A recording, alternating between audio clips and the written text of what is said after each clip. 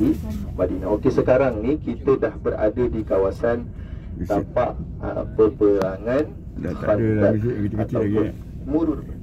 Dekat-dekat sini. Okey, nampak tak kemah-kemah yang ada tu, masjid-masjid kecil tu kan? Itu merupakan kesan-kesan peninggalan masjid ataupun perang Khandaq.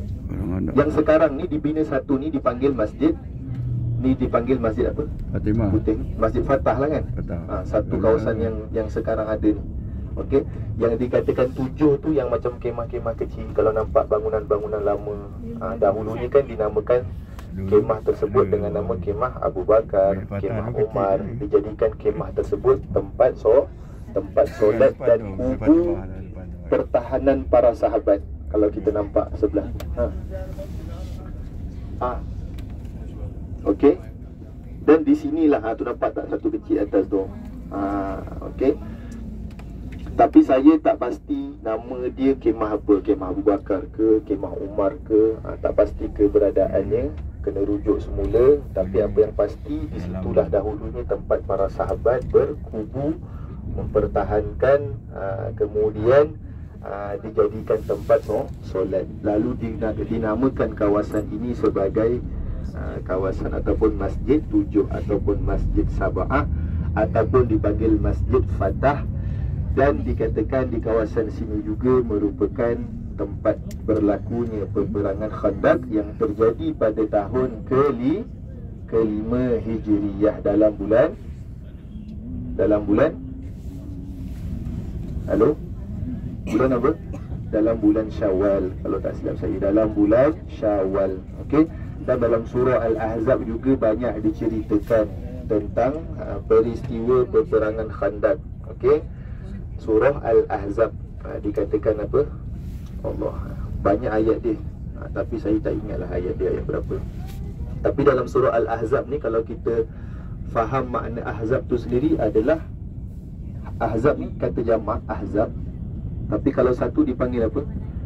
Ahzab ni maknanya apa berhimpun kan, berpuak-puak. Al-Ahzab. Kerana apa dinamakan perang Khandaq juga sebagai perang Al-Ahzab?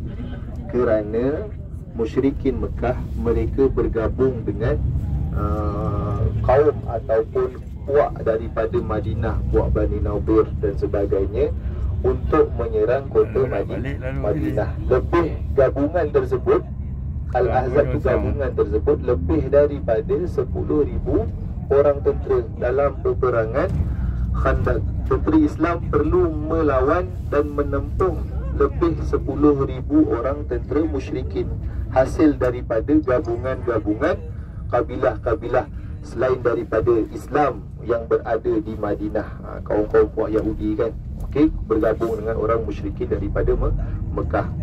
Lalu dinamakanlah dengan perang Al-Ahzab. Okey, perang Al-Ahzab. Dan juga dalam perang Al-Ahzab ini Allah mengirim apa? Allah mengirim bantuan angin untuk menolong tentera muslimin mengalahkan tentera musyrikin Mekah dan juga gabungan-gabungan di antara mereka kan. Nusirtu bis-sabah wa uhlikat ad bid-dabur kan. Atau kama qala Rasul, Nabi kata apa? Aku ditolong oleh Allah dengan satu angin yang dinamakan angin Sabah. Dan juga kaum Nabi Ad dihapuskan dengan nama angin apa? Angin Dabur. Dabur atau tabur, Dabur. Okey. Tu hadis Nabi yang membuktikan bahawasanya ketika mana perang Al-Ahzab, Nabi dan para sahabat dibantu oleh Allah dengan tentera Allah berupa angin, menghapuskan seluruh tentera musyrikin. Okey. Dan juga dalam perang Al-Ahzab ini juga dinamakan Khandaq. Khandaq itu maknanya apa? Maknanya parit kan. Sebenarnya sejarah-sejarah di Madinah ni kadang kita darjah 5, darjah 6 kita dah belajar, betul tak? Tapi atas faktor-faktor usia, komitmen kita dah meninggalkan sejarah tersebut. Maka dalam perjalanan umrah inilah peluang dan waktunya untuk kita mengingati kembali dan mengulang kaji tentang sirah an-nabawiyah Rasul sallallahu alaihi wa ala alihi wa sahbihi wa baraka wa sallam.